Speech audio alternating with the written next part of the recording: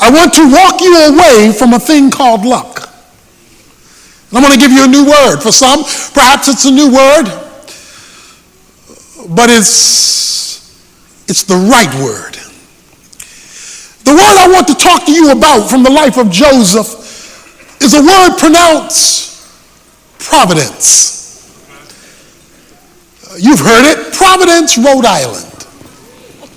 They came up with the word Providence for Rhode Island off of this word. Providence is a subset of another word. So let me give you the first word because providence comes underneath it. The second most important thing you need to know in your Christian experience, the first thing you need to know in your Christian experience is the gospel. You need to know how to come to faith in Jesus Christ for your eternal destiny, for your salvation. That's the most important thing to know. But the second thing you need to know is about God's sovereignty. Yeah. Sovereignty. 1 Timothy chapter 6 verse 15 says that God is sovereign. That is, he is the absolute ruler, controller, and sustainer of his creation. That's sovereignty. It's the ultimate ruler, the person who has the last say-so, and here it is, nothing sits outside of God's sovereignty. There are no events over which he does not rule. There are no things. If it is created, he runs it. That's sovereignty, the ultimate ruler over all of his creation. Underneath sovereignty is a word that couples with it, and that's the word providence. Providence is the way God arranges things to achieve his sovereign purposes. Sovereignty is his rulership. Providence is how he hooks things up, integrates things, connects things, detaches things, arranges things in order to wind up at the sovereign goal to which he is moving. So providence is the arrangement that facilitates sovereignty. The Bible is clear that our God is sovereign and that he does all things, Ephesians 1 verse 11, after the counsel of his own will. That his purposes can never be thwarted. The scripture is clear that he is ruler over all. He's sovereign. Now here it is. You cannot simultaneously have sovereignty and luck. The two can never coexist. Because luck is random events that occur that shape things. But if you have a sovereign God who controls everything, you can't have random events that shape anything. So you can't have sovereignty and luck. You can't have both. And the way God works out what you and I might call luck is through providence. That is, arranging things so that they come together or disconnect as he so chooses. So I want you to begin to moonwalk from luck and begin to make your way toward providence. We have watched Joseph's life, and it is filled with ups and downs. He's in a coat one day, he's in a pit the next day. He's got a good job one day, he's accused of rape the next day. He's in prison, he's forgotten, he's remembered. I mean, this guy is going through stuff. It looks like one day he's got good luck, the next day he's got bad luck. But look at how Joseph looked at his life in verse 19 and 20. But Joseph said to them, "Do not be afraid, for I am in God's place.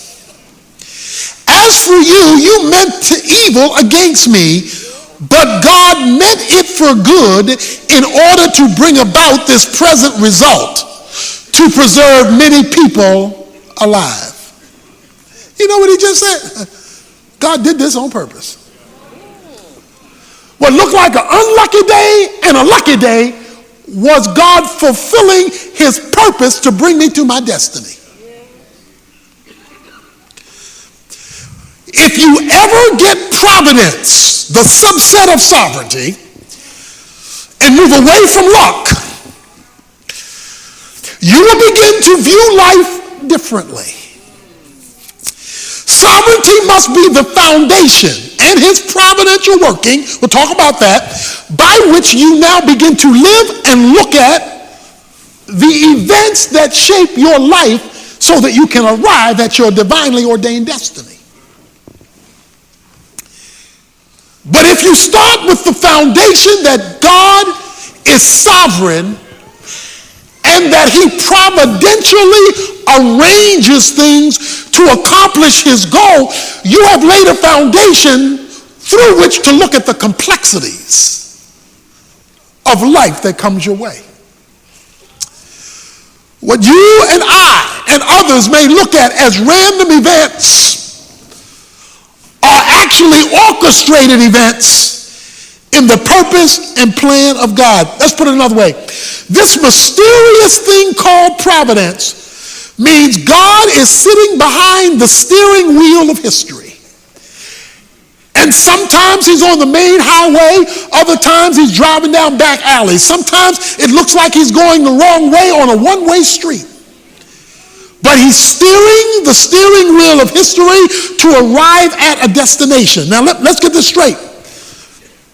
Sovereignty and his providence, how he hooks things up, is not merely related to the big things that happen. See, we look at the big things and we say, well, either God was in it or God wasn't in it because it affected me greatly. Sovereignty is so complete and providence is so intricate that God includes the details. That's why Matthew 10 says that God knows every hair that's on your head and when it comes out. And he says he knows every sparrow that falls out of a tree. So when we talk about the sovereign providence of God, we're talking about not only that he controls the big things that get our undivided attention, but the little things we don't think twice about. Now, I know you like to think the devil is in the details, but God says I'm in the details. Because sovereignty covers everything, and providence is how he hooks the everything up in order to arrive at his specific purpose. Because God is sovereign, he is never caught by surprise, and he never says, oops, that one got away from me. He doesn't do that. Because if he's controlling the big and the little, that means he's not surprised by anything. Right. What shocks you was long known by him. Right. So here's the word. The word is providence. God arranging things. So let me help you right now about providence. The Bible says in Romans chapter 11, verse 33, God says that his ways are unsearchable. You can't Google his providence. You cannot sit at your computer and Google God's ways and get the intricate details of how he does what he does, because it is past finding out. So don't be surprised when God doesn't make sense. He's not supposed to. Because his ways are not our ways, and his thoughts are not our thoughts, and they're not even close. As high as the heavens are above the earth, Isaiah 55 says, so is the gap between God's thinking and our thinking, God's ways and our ways, and you cannot he is the unfigure-outable God. The only things you can figure out is what he decides to tell you. And Deuteronomy 29:29 says he doesn't tell you everything. Now watch this. He says in verse 20, as for you, you meant evil against me, but God meant it for good. Please stick with that word meant. They did, his brothers, his family, did evil against him. And he says, and you meant it for evil. You messed up my life on purpose.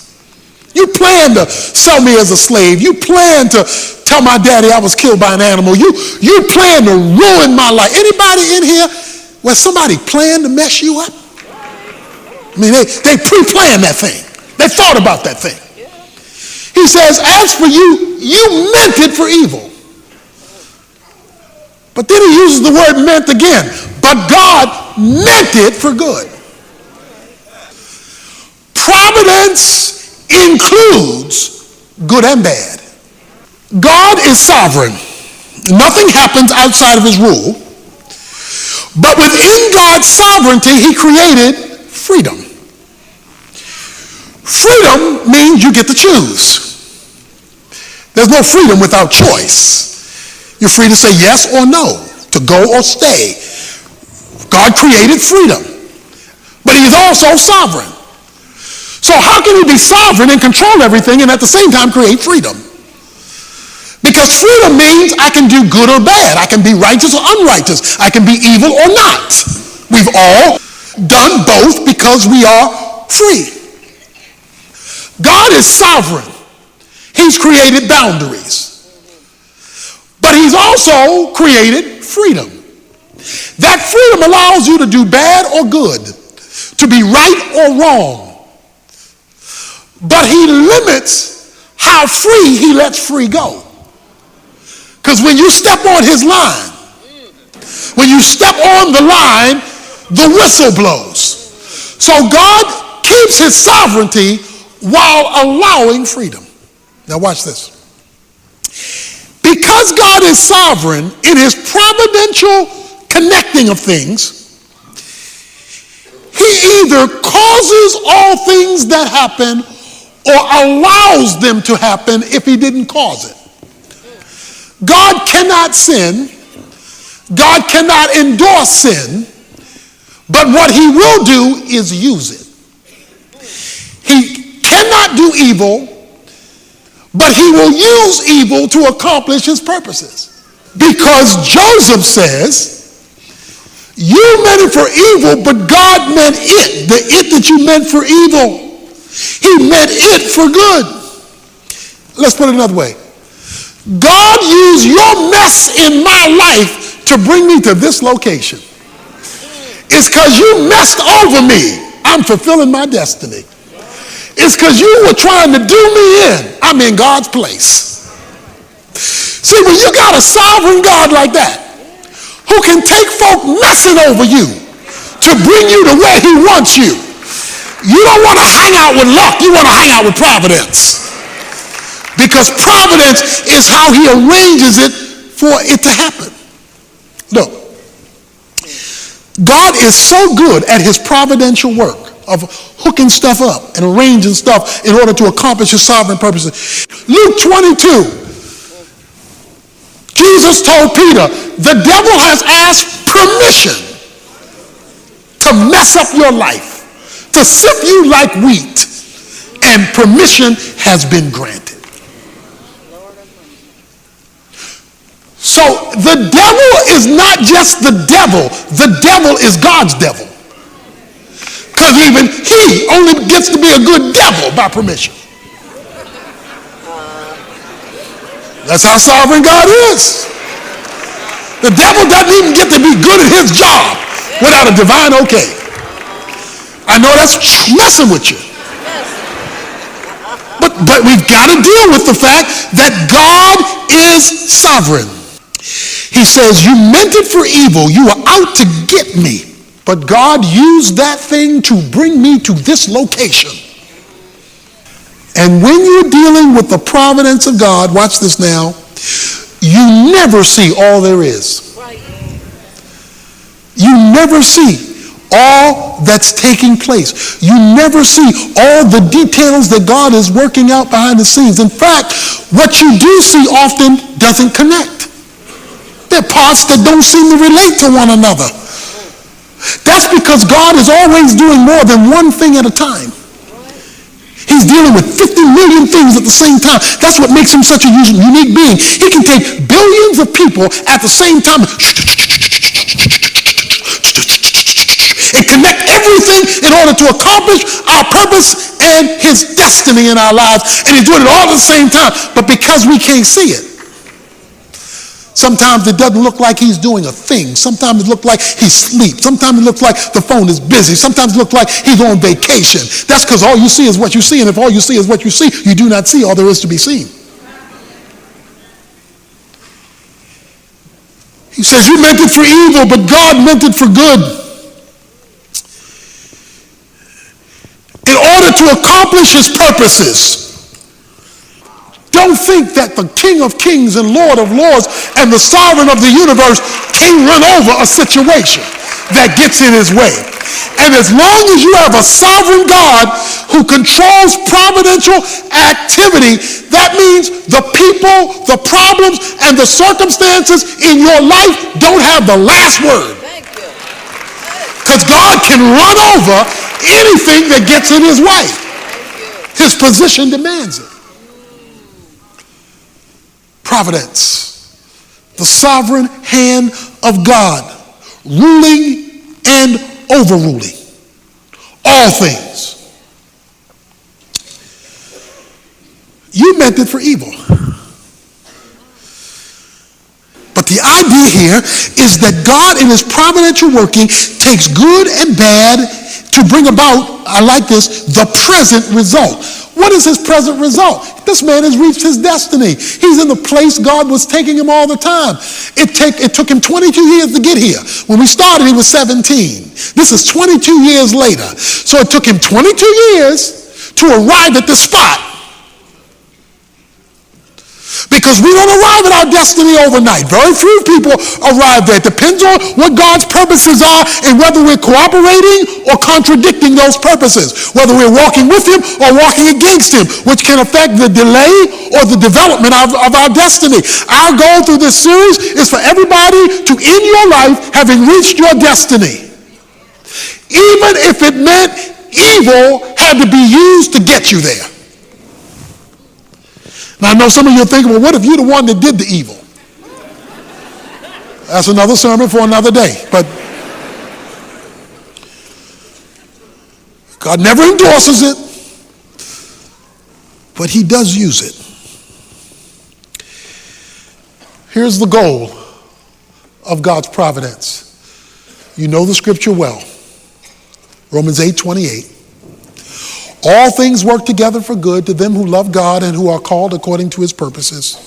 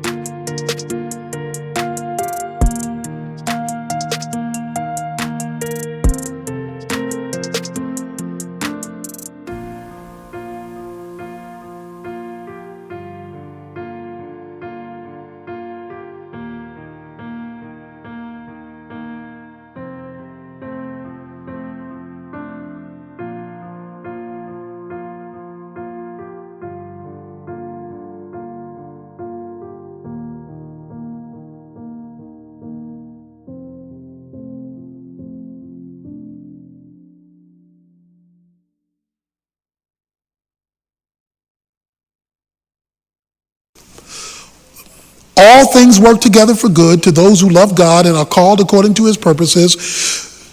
God's goal in our destiny is always his glory and our good. God is the master weaver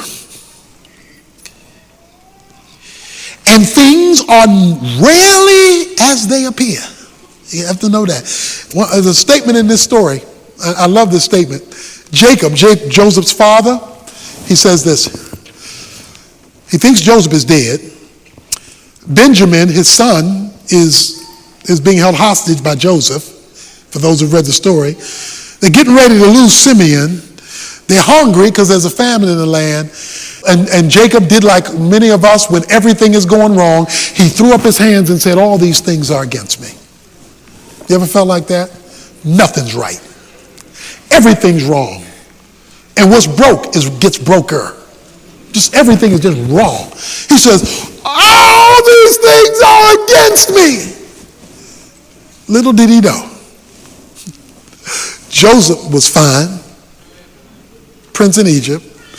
Benjamin was fine, Joseph taking care of him. Simeon was going to be fine, and they were all getting ready to go up to Egypt to eat. Because you never see all that God is doing when you're looking at it. You only see that piece that he wants to show you right now. You say, why won't you show me the whole thing? So that you learn to walk by faith and not by sight. So that you and I learn to walk by faith and not by sight. We had a cruise to Alaska. It was a cruise, the Urban Alternative, our national ministry, we had a cruise for our donors, and we went to Alaska. A number of years ago, we went to Alaska, and on our way back, the captain said, we're going to hit a storm. The captain said, we're going to hit a storm, and it might be a rough storm.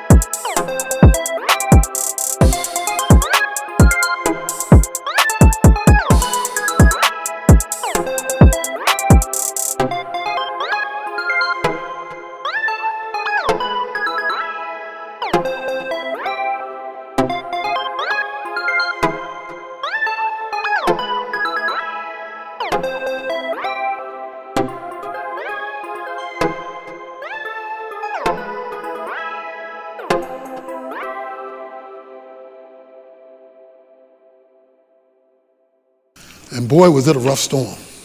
Because we were in a storm and it was dark outside. Sister Evans picked up the telephone and said, I want to speak to the captain. I sat on the side of the bed and went, oh Lord. She said, I want to speak to the captain. The lady said, the captain cannot come right now. We're trying to weather this storm. He cannot come right now. I'm so sorry because, this is turbulent, so we cannot come right now. She said, well, I just want to know. He told us, he knew we were going to go into this storm.